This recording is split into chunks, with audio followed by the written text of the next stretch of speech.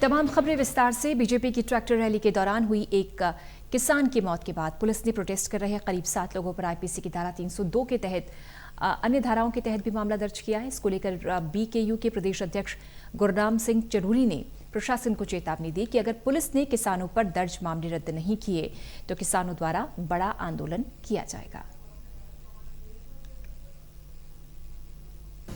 अंबाला के नारायणगढ़ में किसानों के विरोध प्रदर्शन के दौरान हुई एक किसान की मौत के बाद भारतीय किसान यूनियन के प्रदेश अध्यक्ष गुरनाम सिंह चढ़ूरी कई किसानों के साथ थाना नारायणगढ़ पहुंचे और थाना प्रभारी से मुलाकात की।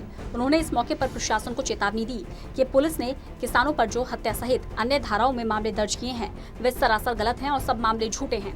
बीजेपी के लोग ओछी हरकत पर उतर आए हैं। कल उनकी रैली में भरत सिंह नाम के एक व्यक्ति की हार्ट अटैक से मौत हो गई, जिनको किसानों द्वारा हत्या दिखाकर कत्ल का मुकदमा दर्ज किया गया है। बीजेपी अपने कार्यकर्ता की मृत्यु पर निजी फायदा उठाना चाहती है। इससे बुरी सोच और क्या हो सकती है। जो बीजेपी की रैली थी उसमें एक व्यक्ति की, भरत सिंह नाम के व्यक्ति की मृत्यु हुई है, उसका हमें अति अफसोस है।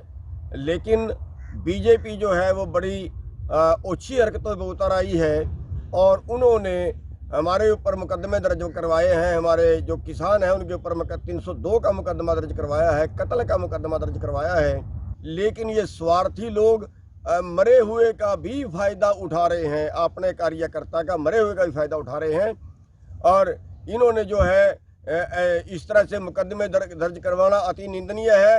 ये और भी बहुत से मुकदमे इन्होंने दर्ज करवाए और एक और मुकदमा अपने कार्यकर्ता के माध्यम से इन्होंने रास्ता रोकने का के रास्ते में रोका, मेरे साथ है इन्होंने हाथापाई की, मेरे को मारने की धमकी दी। उसमें हमारे 15-20 लोगों का नाम देके और 300 लोगों का अन्य नाम देके उनको कई लोगों को गिरफ्तार कर लिया है। ये अति निंदनीय है। हमारी मांग है कि जो इस रैली के आयोजक थे उनके ऊपर मुकदमा दर्ज करना चाहिए, ना कि किसानों के ऊपर।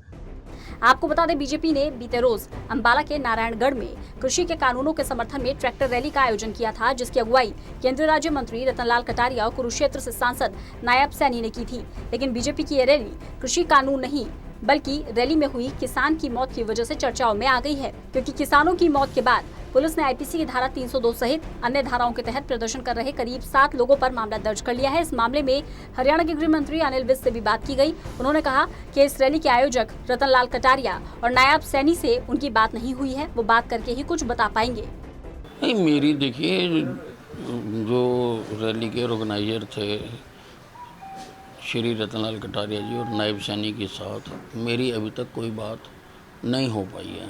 मैं उनके साथ बात करके सही स्थिति का ज्ञान लेके फिर मैं बात करूँगा। प्रदर्शन के दौरान हुई किसान की मौत को लेकर जिले भर के किसानों में रोष है।